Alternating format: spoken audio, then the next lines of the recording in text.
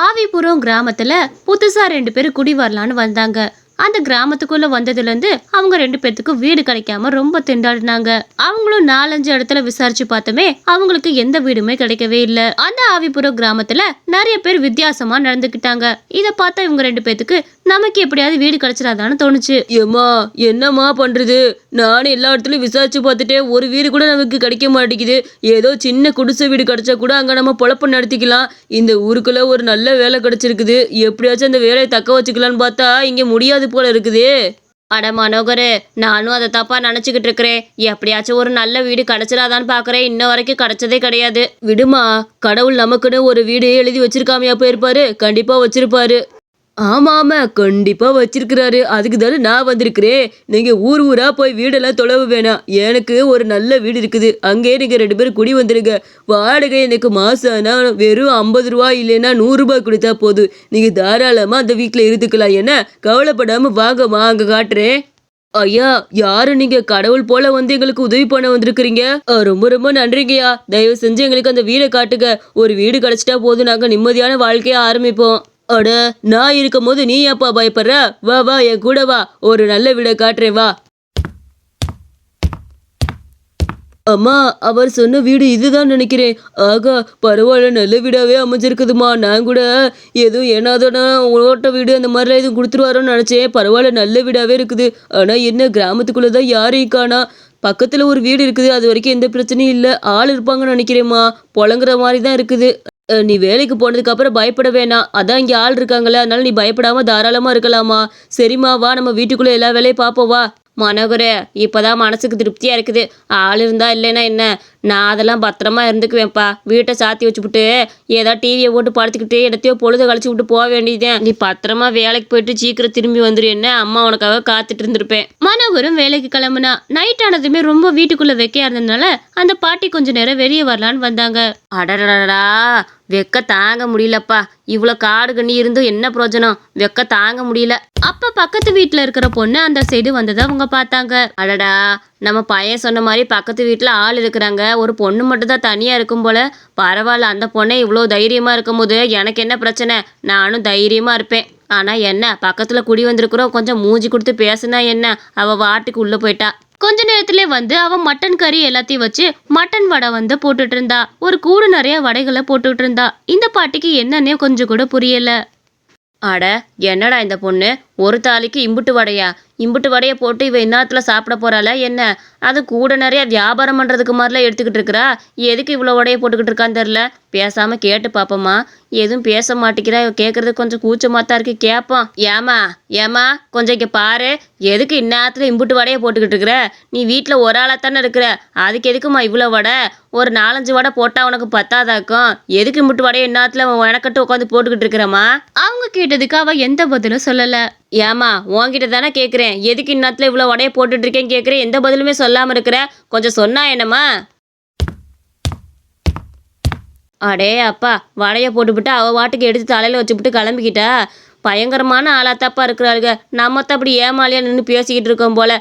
ஒரு மதிப்பு கொடுக்குறாள, பெரியவ பேசிக்கிட்டு இருக்காளேன்னு ஒரு மதிப்பு கொடுக்குறாளான்னு பார்த்தியா? இவ ஏதோ நல்லவளா இருப்பான்னு பார்த்தா திமிரு பிடிச்சவளா இருப்பா போல. இவகிட்ட பேச்செல்லாம் கம்மி பண்ணிக்கணும்ப்பா.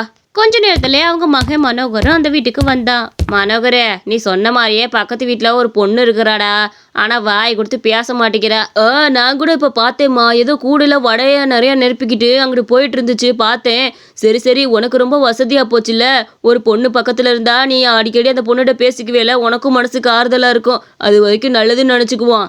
அட போடா, அந்த பொண்ணு மூஞ்சி கொடுத்து கூட பேச மாட்டேங்கிறா. அந்த வடைகள்லாம் எதுக்கு இந்நேரத்துல போட்டு எடுத்துட்டு போறேன்னு கேட்டா பதிலே வரல. அவங்க 2 பேரும் பேசிட்டு நைட்டு நேரத்துல தூங்கவும் போயிட்டாங்க. ஆனா வடையெல்லாம் எடுத்துட்டு போனவ இன்ன வரைக்கும் வீட்டுக்கே வரல.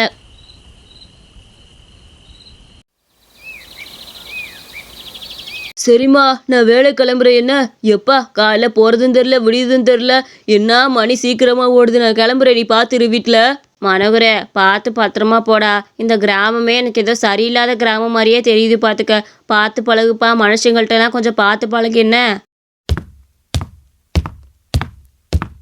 ஆமாம்மா, என்னம்மா வந்து அவ பாட்டுக்கு உள்ள போயிட்டா. நம்ம நிக்கிறோம்ல, கொஞ்சமாச்சும் பார்த்து ஏதோ நல்லா இருக்கீங்களா, சாப்பிட்டீங்களா கூட கேட்குறாளாம் பாத்தியா? இதெல்லாம் பக்கத்து வீட்டுக்காரங்கள்ட்டலாம் நம்மலாம் பேசவே மாட்டோம். அவங்களா வந்து பேசுவாங்க. இங்க என்னன்னா அப்படியே ஆப்போசிட்டா இருக்குது. நம்ம ஊரு வேற, இந்த ஊரு வேறன்னு அடிக்கடி நமக்கு புரிய வச்சுக்கிட்டே இருக்கு இல்லையாம்மா? ஆனா அந்த பொண்ணு திமிரா போனாலும் அழகாத்தான் இருக்கிறா. அவள பார்க்கறதுக்கு கொஞ்சம் அழகா இருக்கிற மாரி தானே இருக்குது. அடே பேசாட்டு வேலை கிளம்பி போறியா இல்லையா? அவன் அழகா உன்னை யாரா ரசிக்க சொன்னா? பேசாட்டு போடா. இன்னைக்கு எப்படியாச்சும் இந்த பொண்ணுகிட்ட ஒரு வார்த்தையாக பேசாமல் விடக்கூடாது. வாயை திறந்து ஒரு வார்த்தையாக பேச வச்சிருவான்.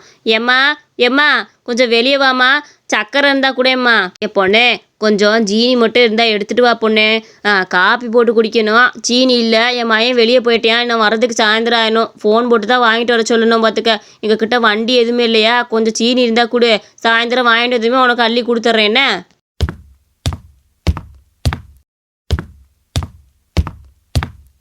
அட ஒரு பேச்சுக்கு கொடுத்தோம்னா கொண்டு வந்து கொடுத்துவிட்டு அவள் பாட்டுக்கு ஒரு வார்த்தை கூட பேசாமல் போயிட்டா பார்த்தியா? ஐயே இது என்ன உப்பை கொடுத்துப்புட்டு சீனின்ட்டு போகிறாளே, இவளை என்னன்னு சொல்கிறது? இதில் என் மகனுக்கு இவ்வளோ வேற பிடிச்சிருக்குதாம்மா பிடிச்சி. இந்த மாதிரி ஒரு ஊமை கொட்டா மாதிரி மருமக இருந்தால் நல்லா இருக்கும் வாழ்க்கை.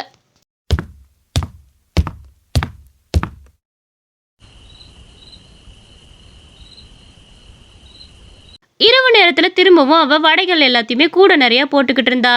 ஏம்மா கேட்குறேன், தப்பாக நினச்சிக்காத. நீ வடை வியாபாரம் பண்ணுறேன்னு நினைக்கிறேன். இந்நேரத்தில் வடையை கொண்டு போய் யாருக்குமா விற்க போகிற? ஏதாவது பகலில் போட்டு வடையை எடுத்துகிட்டு போனாவது ஏதோ வியாபாரம் ஆகும். இப்போ கொண்டு போய் வடையை போட்டுட்டு இந்த அட்டராத்திரி காட்டுக்குள்ளே யார்கிட்ட போய் விற்க போகிற சொல்லு? உனக்கு ஏதோ மனநிலை எதுவும் சரியில்லைனாலும் சொல்லு, நான் பார்த்துக்கிறேன் உன்னை. ஆனால் அவள் கேட்ட வரைக்கும் எந்த ஒரு பதிலுமே அந்த பொண்ணு கூடவே இல்லை. அந்த பாட்டி இது வேலைக்கே ஆகாதுன்னு திரும்பவும் போய் அவங்க வீட்டு முன்னாடியே உட்காந்துக்கிட்டாங்க. ஏன்டா இந்த பொண்ணுகிட்ட வார்த்தை கொடுத்து நம்ம வாய் தாண்டா வலிக்குது. இன்ன வரைக்கும் இவ பேசவே மாட்டேங்கிறா தெரியுமா? பாறை எப்படி குத்துக்கல் மாதிரி உட்காந்து வடையை போட்டுக்கிட்டு இருக்கான்னு. இந்நேரத்தில் வடையை போட்டு யாருக்கு இவ கொண்டு போய் விற்க போறான்னு தெரிய மாட்டேங்குது பார்த்துக்க. எம்மா, எனக்கு இந்த பொண்ணு ரொம்ப ரொம்ப பிடிச்சிருக்குமா. இப்படி அமைதியா இருக்க பொண்ணுங்க தான் எனக்கு ரொம்ப பிடிக்கும். பேசாம இவளை கல்யாணம் பண்ணிக்கவா? ஐயோ இந்த திமிரு பிடிச்சவள கல்யாணம் பண்றியா? இவெல்லாம் என்னோட மருமகளால் ஏற்றுக்கவே முடியாதுப்பா. காலம் முழுக்க இவளோடலாம் பேசவே முடியாது. இப்படியே தான் அமைதியாக இருப்பா பார்த்துக்க. வேற பொண்ணை பார்த்து கல்யாணம் பண்ணிக்கலாம்டா. இவெல்லாம் வேணாம் பார்த்துக்க. ஆமா ப்ளீஸ்மா, அவ நம்ம கூட நல்லா பழகிட்டானா பேசாமையா இருக்க போறா? கண்டிப்பா பேசுவாமா. நீ எதுவும் நினைக்காத. நான் கொஞ்ச நேரம் அவள்கிட்ட பேசிட்டு வரட்டுமா? எனக்கு ஆசையா இருக்குமா. அந்த பொண்ணை எப்படியாச்சும் கல்யாணம் செஞ்சுக்கணும்னு எனக்கு ஆசை வந்துருச்சு. ப்ளீஸ்மா. ஏன்டா நான் நேற்றுலேருந்து அவகிட்ட பேசணும்னு பார்த்துக்கிட்டு இருக்கிறேன். அவள் இன்ன வரைக்கும் ஒரு வார்த்தை பேசல. நீ இன்னைக்கு போய் பேசினதுமே பேசிடுவாளாக்கும். என்னமோ பண்ணி தொலை, நான் போகிறேன். அவன் போய் பேசலான்னு நினைக்கிறதுக்குள்ள அவள் வடைகளை எடுத்துட்டு வெளியே கிளம்பிட்டா. அட பேசலான்னு ஆரம்பிக்கிறதுக்குள்ள அந்த பொண்ணு வெளியே போயிருச்சு. ஆமா, இந்நேரத்துல இந்த வடையெல்லாம் எடுத்துட்டு போய் யாருக்கு விற்க போறான்னு தெரியல. பேசாம இவ்வளோ ஃபாலோ பண்ணி போவோம். எங்க தான் கொண்டு போய் வடையெல்லாம் வித்துட்டு வரான்னு பார்ப்போம். காலையில கூடெல்லாம் காலியாக தான் கொண்டு வரா. இவனும் அவளை எப்படியாச்சும் இன்னைக்கு ஃபாலோ பண்ணி எல்லாத்தையும் தெரிஞ்சுக்கணும்னு நினச்சி ஃபாலோ பண்ணா. ஐயோ, அட கடவுளே, என்னது இது? இங்க இருக்க எல்லாரும் பேயா இருக்கிறாங்க. ஆனா நமக்கு வீடு விட்டவர் கூட இங்க பேயா தானே நின்றுட்டு இருக்காரு. இந்த பொண்ணு பேயா நிக்குது. இதனாலதான் பேசலையோ? என்னங்கக்கா என்னன்னே வடை வாங்காம நின்றுக்கிட்டு இருக்கிறீங்க? வேமா வந்து வடையை வாங்குங்க. உங்களுக்காக தானே ராத்திரியில நான் பாடா பட்டு இந்த மட்டன் வடையை போட்டு எடுத்துட்டு வரேன். இன்னும் வாங்காம நின்றுட்டு இருக்கிறீங்க. வந்து எல்லாரும் வடையை வாங்குங்க. வாங்க வாங்க. ஏண்டி இவ்வளவு நேரம் கழிச்சுதான் வடை கொண்டு வரியா? உனக்காக எவ்வளவு நேரடி காத்திருக்கிறது. சீக்கிரம் வடைய கொள்டி. ஆமா, உன் வீட்டு பக்கத்துலயே ஒரு மனுஷ பையனை வச்சிருக்கேன் தெரியுமா? அவனை சீக்கிரம் நம்ம கூட சேர்த்துரு. அவனையும் நம்ம பேய் கிராமத்துக்குள்ள வரவழைக்கணும் எப்படியாச்சும். அவனும் நம்ம கூட இருந்தா நம்ம பேய் கிராமத்துல ஆள் எண்ணிக்கை அதிகமாகும். நீ எதுக்காக இங்க வந்த? என்னைய தேடி எதுக்காகடா இங்க வந்த? ஓகோ, நீ எங்க கூட சேரணுமா? வா வா. இதுதான் சரியான நேரம். அவனை நம்ம கூட எப்படியாச்சும் இழுத்துக்கணும். அப்பனாதான் அவன் நம்மளை விட்டு போக மாட்டான். நம்ம பேய் கிராமத்துக்கு நிறைய ஆட்கள் இன்னும் தேவைப்படுறாங்க. சீக்கிரம் கூப்பிடு, அப்பதான் நமக்கு ஒத்தாசனைக்கு உதவும். சீக்கிரம் அந்த பையனை நம்ம கூட இழுத்துக்கலாம். கூப்பிடு. ஐயோ என்னைய விட்டுருக்குங்க. நான் தெரியாதனமா வந்துட்டேங்க. நான் நல்லா வாழ ஆசைப்படுறேன். என்னை பேய் ஆக்கிறாதீங்க. நீ விட்டுருக்க, நான் ஓடிடுறேன். என்ன கடே, அவன் ஓடி போயிட்டான். இதுக்கு மேல எப்படி அவனை போய் பிடிக்கிறது? நம்ம இந்த காடை தாட்டுறதுக்குள்ள அவன் அங்கிட்டு ஓடி இருப்பான் போல இருக்கே. இவன் ஒரு பயந்தாங்கோழி. இவெல்லாம் நம்ம பேய் கூட்டத்துக்கு சரியா வரமாட்டான். மனோகர் அதோட அந்த கிராமத்தை காலி பண்ணிட்டு தன்னோட பழைய கிராமத்துக்கே போயிட்டான். இந்த கதை உங்களுக்கு பிடிச்சிருந்துச்சுன்னா மறக்காம நம்ம அனிமேஷன் ஸ்டோரி சேனலுக்கு சப்ஸ்கிரைப் பண்ணிக்கோங்க.